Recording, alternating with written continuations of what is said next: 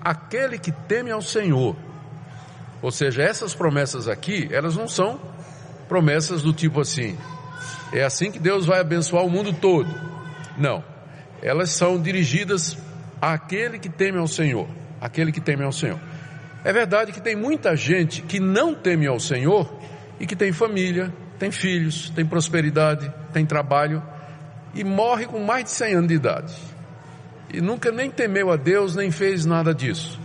É que essas bênçãos materiais na Bíblia, elas sempre são vistas como sendo acompanhadas com o poder e a capacidade para você desfrutar delas. O livro de Eclesiastes, por exemplo, escrito pelo rei Salomão, descreve uma época em que Salomão tinha tudo o que alguém poderia querer. Ele era um político poderoso, um governante temido, um homem extremamente rico, tinha de todos os prazeres que ele poderia imaginar, mas ele simplesmente não encontrava alegria naquelas coisas. Ele tinha muito e não tinha nada. Era uma pessoa rica, culta, servos, empregados, próspera, mas não tinha prazer naquelas coisas. Ela não tinha alegria naquelas coisas. E aí então ele diz que percebeu que tudo isso era vaidade, vaidade das vaidades. É como ele descreve lá no livro de Eclesiastes a vida do homem que tem tudo e ao mesmo tempo ele não tem nada. Então, quando um salmo como esse diz que Deus abençoa com prosperidade material os seus servos, está incluído aqui que Deus não somente dá prosperidade, mas dá alegria nessas coisas, que a pessoa possa se alegrar, o que nos leva à seguinte conclusão, que um crente, mesmo tendo pouco, ele pode ser feliz, e que a verdadeira felicidade é você se alegrar naquilo que Deus lhe deu aqui nesse mundo, porque tem gente que tem muito, mas vive angustiado, vive sem prazer, vive sem alegria, e ao contrário você encontra também gente que tem muito pouco, mas que é um poço de alegria, de satisfação, fica feliz da vida, mesmo com aquelas coisas poucas que ela tem. Então as bênçãos materiais que vêm de Deus, que Deus dá ao seu povo, sempre são acompanhadas com o prazer nessas coisas, com a alegria nessas coisas, ainda que elas sejam, nem sempre elas sejam muitas e nem sejam abundantes. Então, essas promessas são feitas para o que teme a Deus, ou seja, de prosperidade material, acompanhada com a alegria e o prazer para desfrutar destas coisas. Temer a Deus não é ter medo de Deus, embora com certeza a gente deveria ter também, porque Deus, Ele é o Criador de todas as coisas, Ele é o Senhor da nossa vida, e na mão dEle está o poder de nos fazer eternamente felizes ou eternamente miseráveis no fogo do inferno. Então ter medo de Deus é uma coisa boa, você ter medo dEle, mas o temer a Deus vai mais além. O ímpio tem medo de Deus. O que teme a Deus, na verdade, tem por Ele um amor respeitoso, é uma combinação de amor e respeito, e isso se mostra na prática pela obediência à vontade de Deus, que é o que o salmista diz aqui ainda no verso 1, explicando o que é, quem é aquele que teme a Deus. Bem-aventurado aquele que teme ao Senhor e anda nos seus caminhos. Então está explicado o que é temer a Deus. É alguém que o ama e o respeita e que, portanto, anda nos caminhos de Deus. Anda de acordo com a vontade de Deus. E essa vontade, nós sabemos, ela está revelada na Escritura. Na Bíblia nós encontramos a revelação dos caminhos de Deus. Quem é Deus? O que é que Ele gosta? O que é que Ele promete? Do que é que Ele se agrada? O que é que Ele proíbe? O que é que Ele diz que vai castigar se nós desobedecermos? A Bíblia é a revelação do caráter de Deus, do seu querer e da sua vontade. Então a pessoa que teme a Deus é aquela pessoa que ama a Deus, respeita a Deus e procura viver aqui nesse mundo de acordo com a vontade de Deus, por causa desse temor santo, desse amor respeitoso que a pessoa tem diante de Deus. É a essa pessoa que essas promessas são feitas aqui. Bem-aventurado aquele que teme ao Senhor e anda nos seus caminhos. Essa é a descrição do verdadeiro crente. Podemos dizer assim, tanto no Antigo Testamento como no Novo e na nossa época. O verdadeiro crente é aquele que teme ao Senhor, que tem esse amor respeitoso para com Deus e, como resultado, anda nos caminhos que Deus revela, anda de acordo com a vontade de Deus que nos foi dada. E olha as bênçãos que são prometidas. Estão aí nos versos 2 e 4. Para que nós possamos entender essas bênçãos aqui descritas, nós temos que nos lembrar em que contexto o Salmo foi escrito. E aqui é importante para nós lembrarmos isso. A Bíblia, ela não foi dada assim, ela não caiu do céu pronta, do tipo, Deus escreveu lá nas nuvens em um monte de papel a vontade dele, né? Encadernou e soltou do céu na terra e a gente então, palavra de Deus, não é? Não foi assim que a Bíblia foi produzida. Durante 2000 anos pelo menos, alguns acham que até mais, não é? Deus levantou pessoas aqui nesse mundo, inspirou essas pessoas e fez com que essas pessoas registrassem a vontade dele, a revelação dele.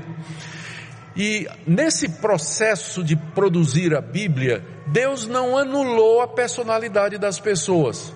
Por isso, quando você lê o Evangelho de Marcos, você vê que Marcos ele é apressadinho, né? E a palavra que mais aparece no Evangelho de Marcos é uma preposição, na verdade é uma conjunção que é grega, kai, que significa ir, é o nosso ir, né?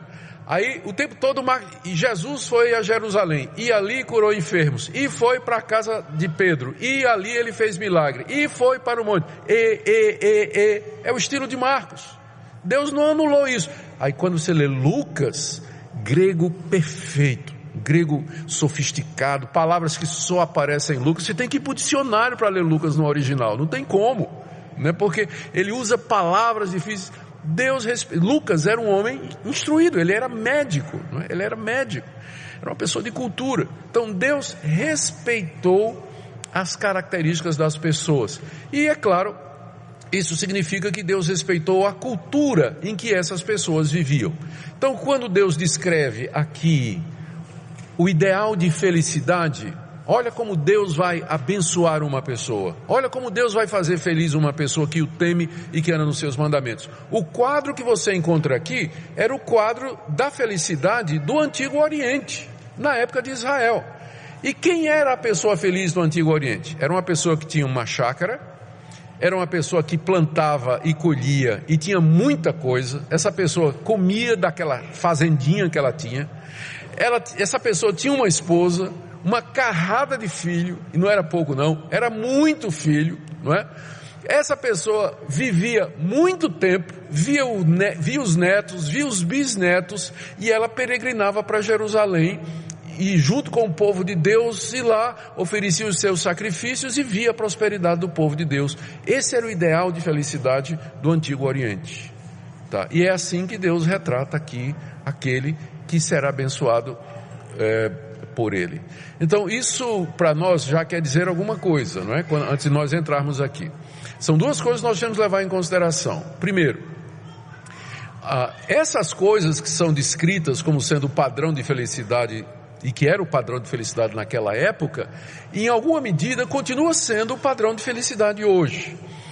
Ainda hoje, na sociedade ocidental, eu sei que a família vem sendo questionada, o estilo de vida antigo vem sendo cada vez mais abandonado, estilos alternativos de família vêm surgindo, as mulheres que antes eram caseiras e o ideal que tinha era de fato casar e criar os filhos e tudo, elas têm possibilidade de fazer carreira numa profissão que elas gostam e ser independentes financeiramente, se projetar e tudo mais. Então o mundo hoje, as pessoas casam mais tarde, ter 2 filhos já é muito para muita gente, né? Alguns casais não querem nem ter filhos. Eu sei que tudo isso hoje é questionado, mas ainda assim eu creio que nós devemos levar em consideração que estas coisas que são colocadas aqui e que era o padrão de felicidade daquela época, de alguma maneira elas satisfazem os desejos mais profundos do coração do homem, qualquer que seja a cultura e o tempo em que ele vive.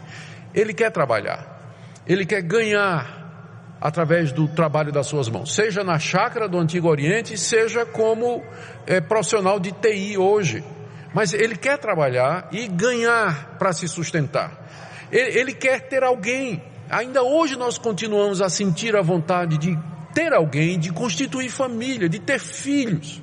Queremos viver muito, né? Nós queremos ver outras gerações, queremos ver os nossos filhos. Então são desejos que estão gravados no coração do homem, porque Deus nos fez a sua imagem e semelhança. E temos que lembrar que o nosso Deus, Ele é um Deus triuno, Deus Pai, Deus Filho e Deus Espírito Santo. Eles vivem em harmonia, em sociedade, em comunhão. Então esse desejo de pertencer, de ter, de fazer parte de uma comunidade, de viver muito, de ver os filhos, de trabalhar, de prosperar, isso está no coração humano. Não é só no Antigo Oriente, mas também nos dias de hoje. Então, mesmo que a gente dê um desconto de que esse salmo ele foi escrito para aquela época, ainda assim os princípios que estão aqui, eles valem para nós os caminhos. Nós não podemos esquecer disso, de que há promessas de bênçãos materiais. Deus não somente abençoa com bênção espiritual, perdão de pecados, reconciliação, novo nascimento, adoção, nos dar o Espírito Santo, nos dar a paz, nos dar a tranquilidade, tudo isso vem do Altíssimo, mas Ele também nos abençoa com bênçãos materiais, prosperidade, trabalho, longevidade, saúde, conforto, privilégios que nós temos, que são dados da parte de Deus. E isso, então, inclui a alegria de participar destas coisas, a alegria de trabalhar, a alegria de se sustentar, o privilégio de casar e ter filhos, e ver os filhos andando nos caminhos de Deus, os netos andando nos caminhos de Deus, ver o povo de Deus abençoado e crescendo aqui nesse mundo. Então é isso que esse salmo nos ensina, que o nosso Deus, Ele é poderoso para nos abençoar materialmente também. Agora, há ocasiões e situações que nós não compreendemos por quê, Deus escolhe e decide não conceder essas bênçãos, mesmo aos que são fiéis. O melhor exemplo vocês sabem, os crentes perseguidos nos países autoritários. São tementes a Deus, amam a Deus, são crentes em Jesus apesar da perseguição, mas são presos, torturados, a família separada, membros da família mortos, seus bens são arrestados, sequestrados pelas autoridades. Eles não têm nenhuma dessas e morrem cedo. Então, por motivos que nós não compreendemos, às vezes o Deus soberano, na sua sabedoria, Ele resolve não abençoar os fiéis com bênçãos materiais. Isso quer dizer então que os fiéis que estão desprovidos de bênçãos materiais, eles serão infelizes? Não. Porque a Bíblia nos ensina a temer a Deus, amar a Deus e nos alegrar em Deus, quando Ele nos abençoa assim, ou quando Ele tira essas bênçãos. É significante que na nossa liturgia, nós lemos duas passagens do livro de Jó. Era um homem temente a Deus, começa assim o livro. Jó era um homem temente a Deus. Tinha não sei quantos filhos, não sei quantas filhas, era 7, 3 e 4, se não me engano, né? Era próspero mais do que todos os do Oriente, e um dia o diabo veio dizer a Deus, ele só é feliz porque o Senhor cobriu ele de bênçãos. Tira tudo de Jó, aí o Senhor vai ver se ele continua sendo temente, se ele vai continuar a ser feliz. E Deus disse, pois vá, tire inclusive a saúde. E o diabo veio e tirou tudo de Jó, inclusive a saúde, e deixou aquela mulher, né, meio que jararaca, que dizia assim, você ainda continua temendo a Deus? Você continua temendo a Deus depois de tudo que Ele fez com você? Amaldiçoa esse Deus e morre. A mulher estava dizendo isso para ele. Você vê que Deus permitiu que tirasse tudo, mas deixasse a mulher, exatamente para infernizar a vida de Jó, para a tentação ser maior ainda, né?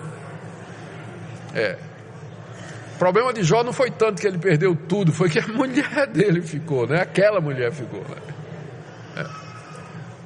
Mas Jó, ele, em momento nenhum, mesmo privado de todos esses confortos, né? Família, mulher, trabalho, prosperidade, saúde, mesmo privado disso tudo, Jó disse assim, Deus deu, Deus tomou, bendito seja o nome do Senhor. Em nenhum momento Jó atribuiu a Deus falta alguma. Então, queridos, o que eu quero dizer aqui, fechando, é que geralmente, normalmente, Deus abençoa financeiramente, prosperamente, materialmente, aqueles que o temem e andam nos seus caminhos. Por isso você pode orar por isso, você pode pedir isso, não está errado fazer isso, mas o que você precisa saber é que isso não é uma regra geral. Isso não acontece sempre. Às vezes, na soberania e na sabedoria de Deus, por motivos que a gente não sabe, Deus prova o crente, Ele tira essas coisas do crente. Ele faz com que o crente atravesse momentos de dificuldade financeira, patrimonial, relacional, crise na família, problema de saúde. Deus faz isso para nos testar, porque sabe qual é o problema da bênção? É que quando Deus nos abençoa com muita coisa, a gente fica satisfeito. E um crente satisfeito, ele não ora, ele não agradece, ele não quer vir para a igreja, né? É quando a necessidade aperta que ele vai de joelhos, ele clama, ele vem na igreja, lê a Bíblia. Então Deus não pode nos abençoar sempre com muita coisa, porque isso seria ruim, mal para nós.